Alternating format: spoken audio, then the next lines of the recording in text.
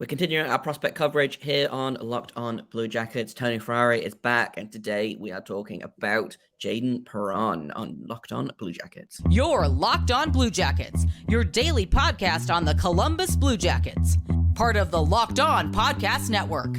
Your team every day.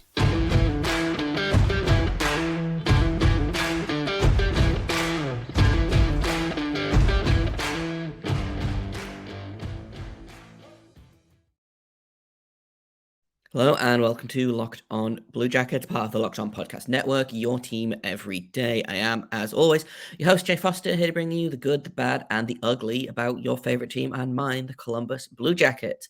Before we get started, I want to thank everyone for making this your first listen of the day every day. Locked On Blue Jackets continues to be free and available on all podcast platforms. We are over on YouTube. Hit like, hit subscribe, hit the little bell button below this video, then you will get notified when new episodes go live, which is pretty neat. I also have to let you know that today's episode is brought to you by Gametime. Download the Gametime app, create an account, use code LOCKEDONNHL for $20 off your first purchase. Like I said at the top of the show, we are talking about Jayden Perron today, a USHL player who's going to the University of North Dakota next season. Got Tony Ferrari here to talk all about him. Can he succeed despite being 5'8"?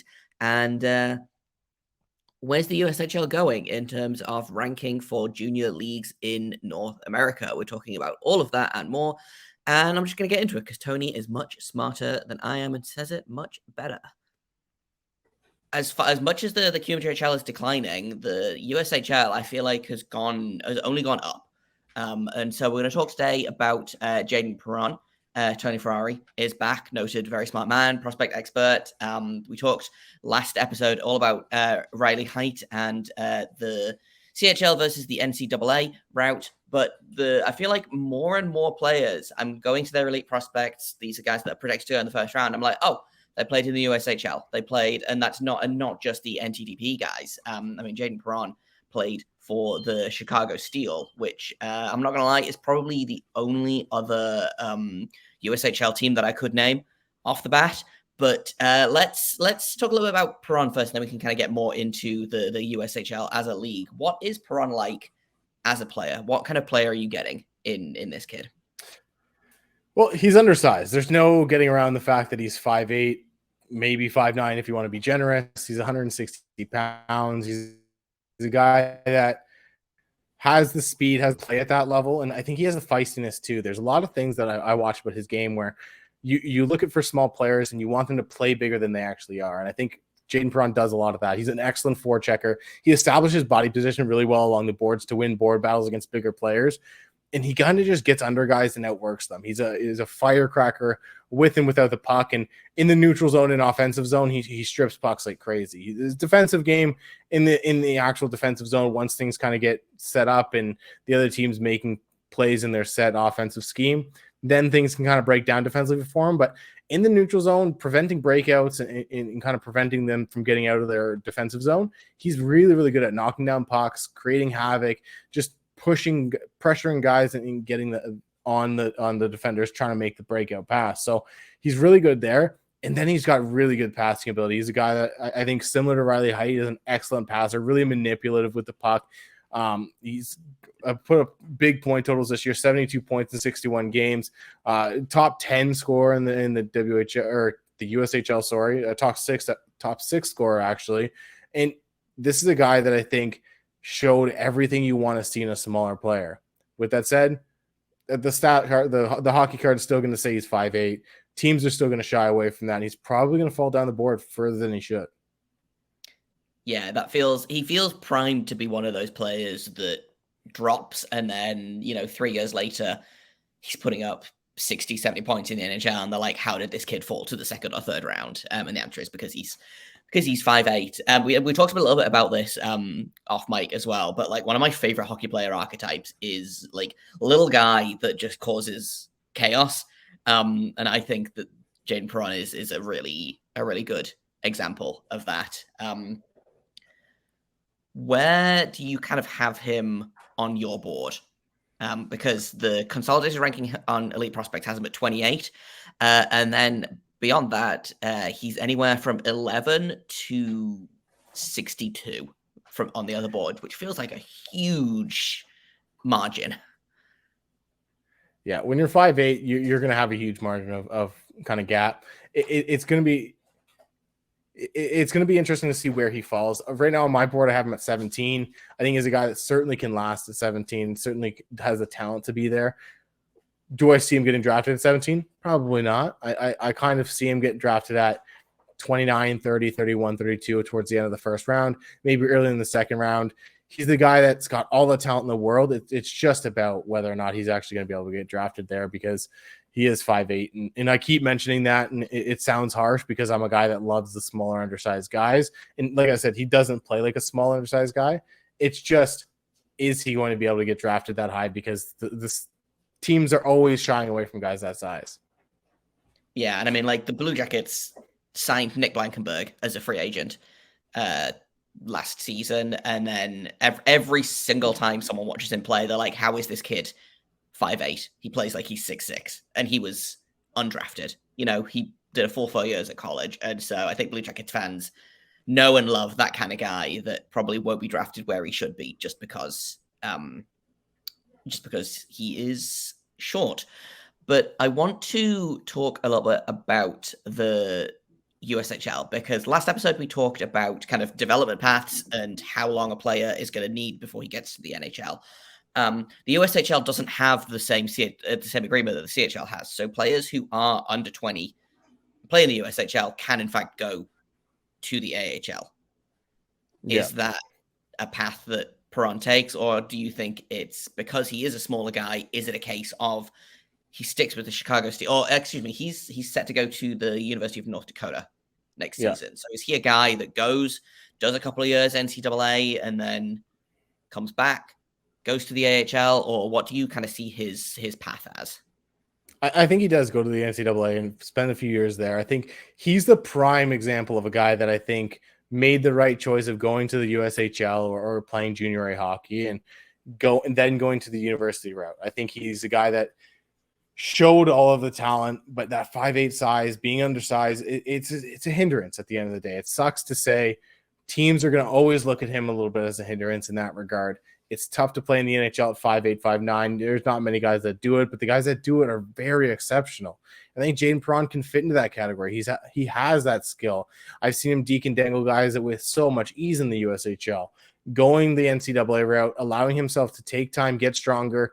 They don't play as many games in the NCAA, which means they can be in the weight room. They can be doing off-ice training. They can be doing those things to strengthen their bodies and get a lot stronger. And that's the thing that I think Jayden Perron's going to need to do going forward. So I think 2 or 3 years in the NCAA, make the jump to the AHL, prove that you can kind of tear things up there, and then be in the NHL in a few years. In a minute, I'm going to get back to my conversation with Tony, but first I've got to tell you all about Gametime, because I don't know about you, I am terrible at planning things. Usually I will wake up in the morning and be like, right, what am I going to do today? Sometimes that is, I'm going to go see a show. I'm going to go see some kind of sports game, comedy, theater, music, concerts. There's so many different ways to do entertainment these days, but trying to find last minute tickets sucks. Not with Gametime. Gametime has flash deals. They've got last minute tickets. They've got low price guarantees, event cancellation protection, job loss protection. It's the fastest growing ticketing app in the country for a reason. If you find tickets for your thing in the same section and row for less, Gametime will credit you 110% of the difference. Snag the tickets without the stress with Gametime. Download the Gametime app, create an account, and use code LOCKEDONNHL for $20 off your first purchase. Terms apply. Again, create an account, redeem code LOCKEDONNHL for $20 off. Download Gametime today. Last minute tickets, lowest price guaranteed. We talked last episode about the NCAA versus the CHL and why Canadian players are taking that route. Jayden Perron is from Winnipeg, I believe. Yep. Do you think that the CHL agreement has something to do with that? Is there that kind of maybe that lingering hope that maybe you can turn pro at 19 and, they want to have that flexibility, or is that me reading too much into this? I think it's certainly a thing. I think you look at a guy like Chaz Lucius, who went to the National Under 18 program. He had opportunities to play in the WHL, and he didn't initially. He went to the AHL. after being in college for a year. And then they realized, hey, maybe you're not quite ready for the AHL. And they sent him back to the WHL. So this is a guy that I think has the opportunity to go to the NCAA, spend a few years there, and not rush it. I think that's the biggest thing is that NHL CHL agreement. That's more for the guys that are like Alexi Lafreniere. That's more for the guys like Quentin Byfield, who you want them to play in the AHL and develop slowly there. But because of that agreement, you can't really have them there. They have to play in the NHL or the CHL. Unfortunately, that agreement exists still. I think there should be exceptions. I think there should be changes to the agreement, but they just re-signed it last year. So unfortunately, that's going to be how it ends up being for the next 5 years at least. Yeah, it's incredibly frustrating to watch players who are too good for the CHL basically forced NHL or CHL. And like I can see where they're coming from in terms of, well, if all of their players leave en masse for the AHL, but I don't think that's going to happen. So it's incredibly frustrating to watch players who are, like I say, too good for the CHL just turn up and mow through the opposition when probably going to the AHL and like learning something. I think that was the biggest thing. And like so my hockey career begins and ends in beer league, but to me, I get no joy from playing with players that are not as good. Like I love to play against players that are way better than me because I feel like I learned something. And so it must be so frustrating to be a guy that isn't quite ready for the NHL, gets sent back to the WHL or the OHL or the QMJHL and is like, well, just kick it here until you turn 20. I think of the ones that that come straight to mind, I think Stanislav Svozil is a guy that really could have excelled in the AHL this season. Yeah, and I think that's the advantage of taking guys that are European players, such as a guy like David Juracek, who now at 18, 19, he can play in the AHL and by this time there and work his way towards the NHL. It's a slow burn, but I think that's why you draft guys like that out of the European leagues, because you can get your hands on them a little bit sooner, get them in your development system and kind of work your magic with them. Going back to Jayden Perron, what is I asked this question with Right Height as well.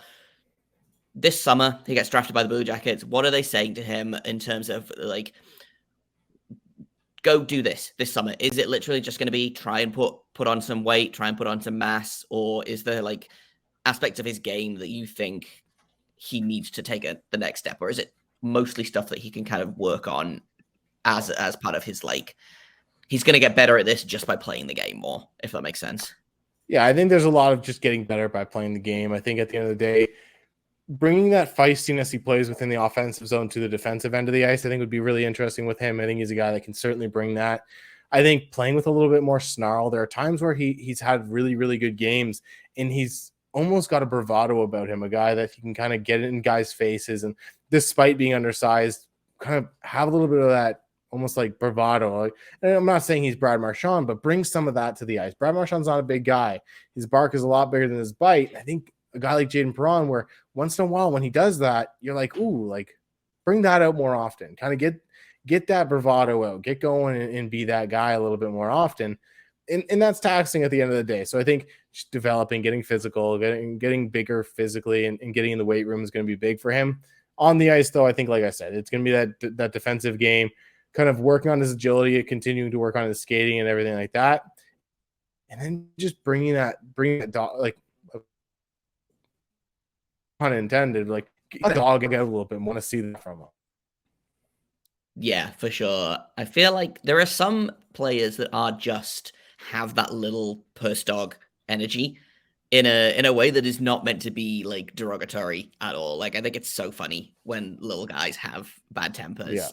And I think it's something that we don't see a lot of in the NHL, and I think we should see more of it. I think it will be fun. Like I said, I didn't know a lot about Jayden Perron before we did this episode.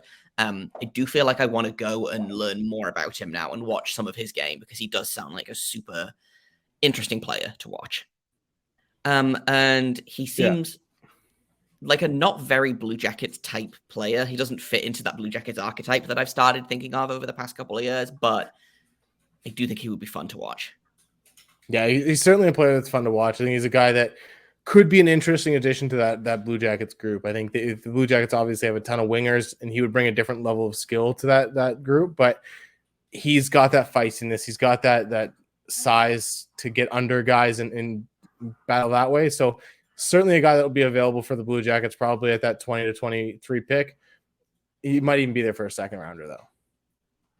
Yeah, it feels like I feel like he's gonna drop to the second round. Based on everything I've heard, he's a first round talent that is gonna go in the second round. Very much so. Which is probably very frustrating for him because he can't help being 5'8". But like the most egregious one I'm thinking of is probably Lane Hudson. Yeah. Who went in the second round, or did he even drop to the third round? And then he proceeded to tear the entire NCAA into tiny little pieces this season. It's gonna be an interesting draft. I feel like once you get past that top 4, there are like 20 guys that could go 5th overall, and I wouldn't be super surprised. Yeah, it's certainly going to be interesting to see kind of what teams value coming out of this draft. I think there's so many guys after that 4th, 5th pick. Does a guy like Michkov fall because of the Russia factor, because of the contract, or whatever else perceived by different teams? It's certainly going to be interesting because there's so much talent in this draft, and you kind of have these tiers starting to form, whether it's the guys in the 5 to 12 range and stuff. But a lot of teams value different things. You could see a guy like Matthew Wood or Charlie Stramel shoot up a draft board just because they're big boys.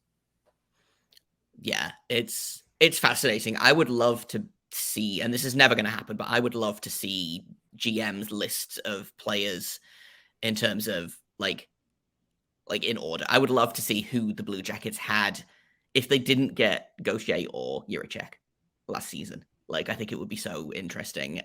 But let's finish off with just a quick one.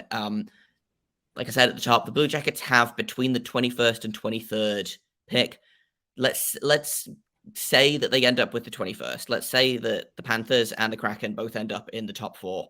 It's not going to happen, but hey, a guy can dream. Let's say it's the 21st overall pick. Who are you drafting with that pick for the Blue Jackets? The guy I look at in that range that I think would be really, really interesting for the Blue Jackets is Otto Stenberg, a guy that we saw at the World Under-18s just now for the Swedish team. Absolutely tear that tournament apart. Tied William Nylander's record for Swedish scoring. Plays a little bit of center, but he's probably a winger at the next level. Unreal skill. He plays with a ferocity in his game despite not being the biggest guy at all. But he's a guy that I think can be that line driver on the second line, be that force of nature to just pull his team to victory with that on a second line. I think he's certainly an interesting guy around that range, and that's probably who I'd target in that area.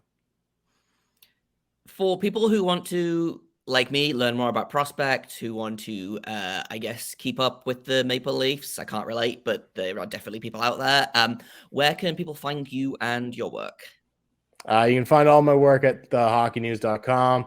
Got different articles, stuff like that going up all the time there. You can find me on Twitter at @TonyFerrari, and definitely check out the Hockey News YouTube page where I've got interviews with draft prospects from Connor Bedard and Adam Fantilli, Leo Carlson, and a bunch of different guys throughout the draft class. It's a lot of fun doing these videos with them, and I also break down game tape with them, so you get a little bit of their perspective on their own game when we're watching film together as well. Yeah, they are highly recommend those. They are super interesting, and hopefully one of those guys will be wearing Union blue this July. We live in hope. But thanks for jumping on today, Tony. It is always a pleasure. No problem, anytime. And that's all I've got for you today. Tomorrow we'll be getting back to our season reviews. We'll be taking a look at Josh Dunn, I believe, is next on the list. So we'll be taking a look at what he did in Cleveland this season, what he did in his short call-up with the Blue Jackets, all of that good stuff. I've been Jay Foster. You can find me on Twitter at _Jacob Foster, JAKOBFORSTER. You can find the podcast at LO_Blue Jackets. If you have comments, questions, criticisms, you can email me at lockedonbluejackets@gmail.com. And until tomorrow, make sure you stay locked on.